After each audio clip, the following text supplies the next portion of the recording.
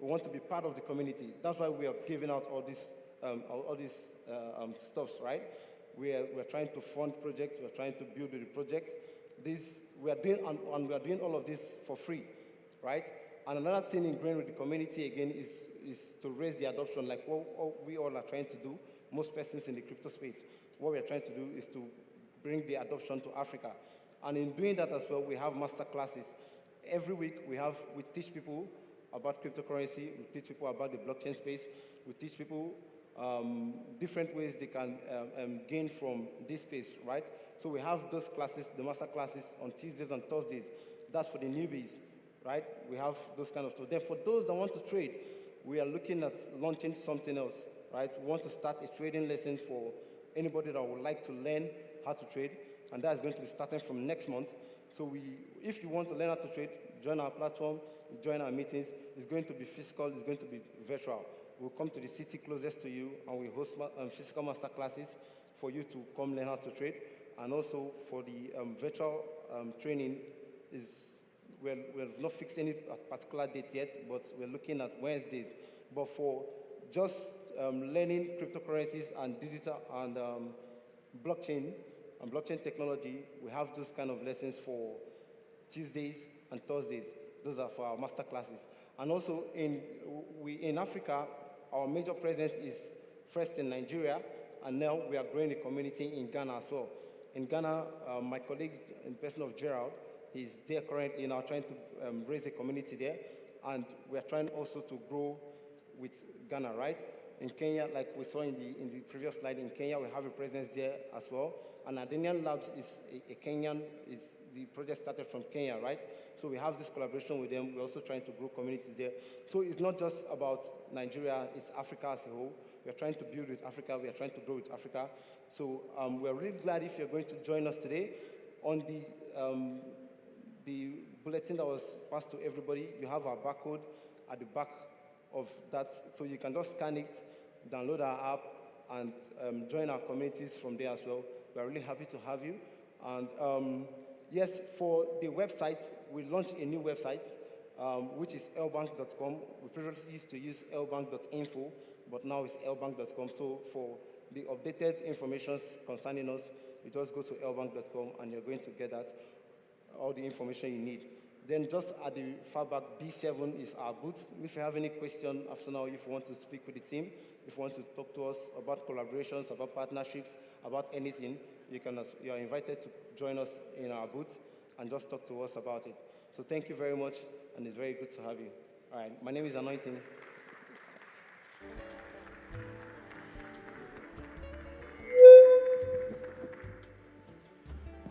Thank you so much, Mr. Aha. That was a very exciting presentation. So yeah, that's L-Bank.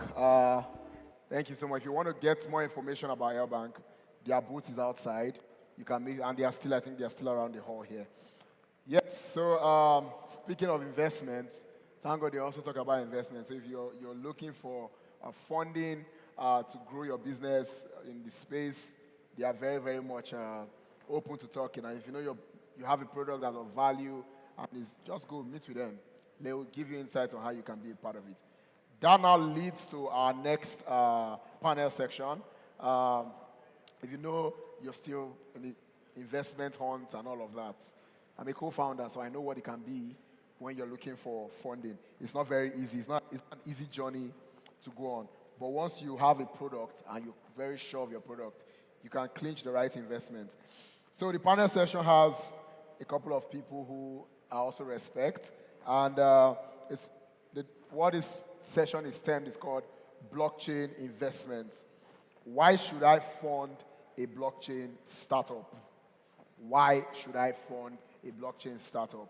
So I will just bring up the amazing persons who are going to be on that panel. And the first of them is Mr. Chuta Chimezie. Please, can you please come onto the stage? Just put your hands together as they climb up the stage. Please, let's continue till he sits down. Mr. Brian Ruben, is he here already? I thought I saw him. Oh, yeah. Yeah, please, Put your hands together for him as he makes it up the stage. Mr. Paul is Afulukwe. He's going to be the moderator of. Mr. Ruben is the founder. Is the CEO and founder of CEO of Africa Economic Scheme. It wasn't complete here, too. So he's the CEO of Africa Economic Summit Group. Thank you so much, sir, for gracing our presence. The CTO of Convexity will be joining us online, all the way in Abuja. He couldn't make it here. So his name is Mr. Charles Okafomba. He's going to be joining us online. And Mr. Mohammed. We have the last person, but not the least, Mr. Mohammed Bello. He is a serial entrepreneur. So he'll be coming off the stage. Thank you so much, sir. A round of applause for them.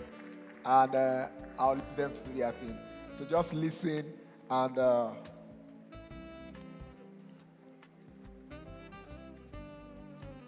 let me get it.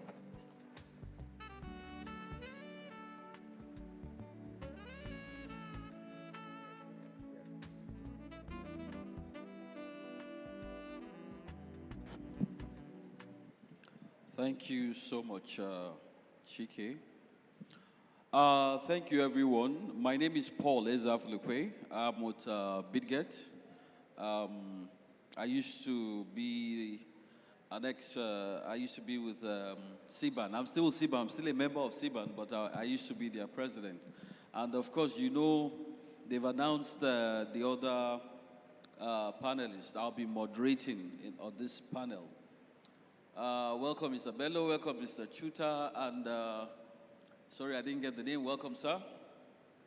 So on this panel discussion, we'll be talking more on blockchain investment and startup investment. Of course, we all know that a lot of startups have different challenges accessing funds. But funny enough, there has been a steady inflow into Africa. The stats are there. There has been steady inflow into Nigeria. People are accessing funds. What are they doing? How are they going about it? So we'll give our panelists 3 minutes each.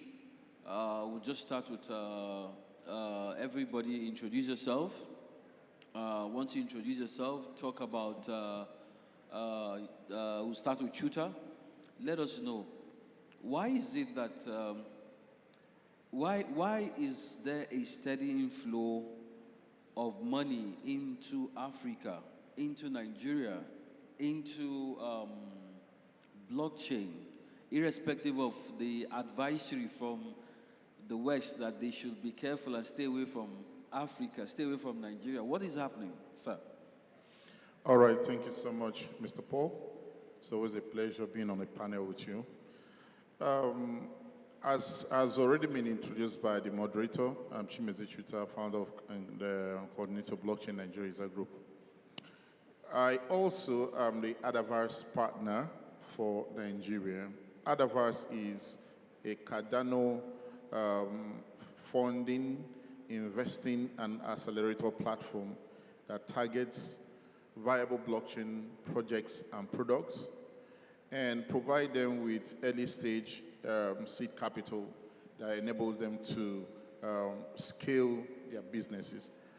In the last 1 year, Adaverse has been operational in Africa. We've received over 400 applications.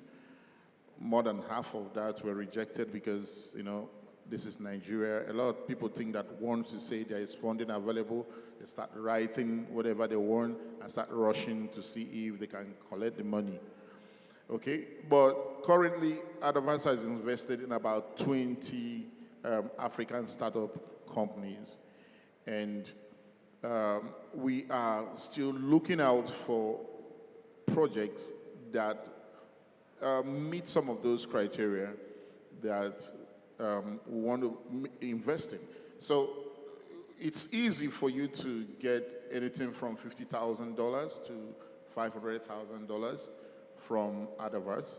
And I believe that that amount is really pretty a large amount of money that can make a difference in any project.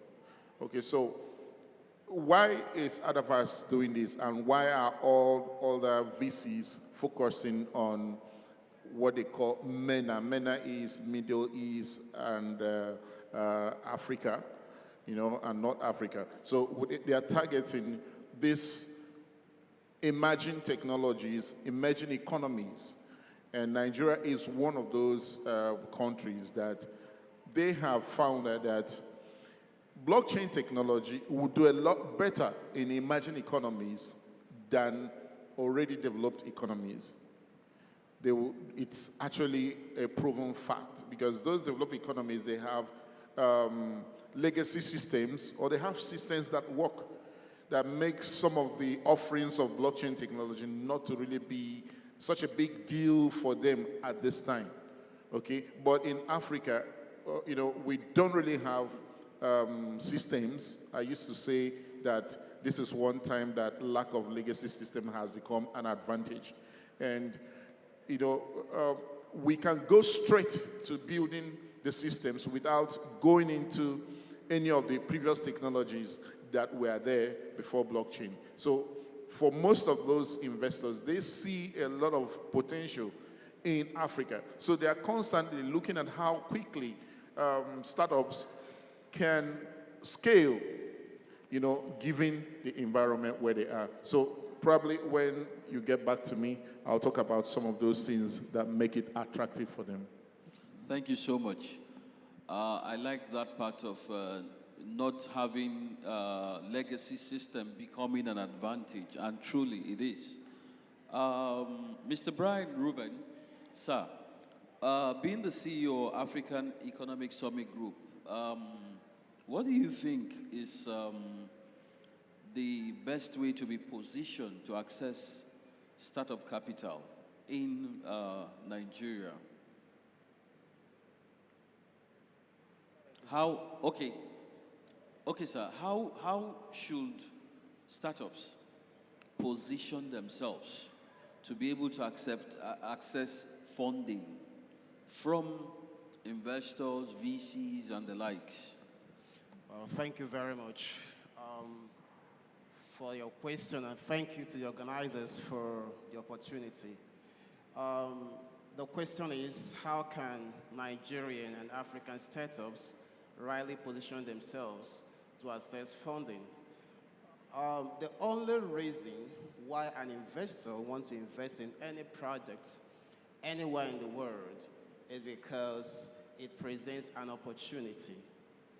Now, the confidence will have to be measured by the uniqueness of the proposition you are making.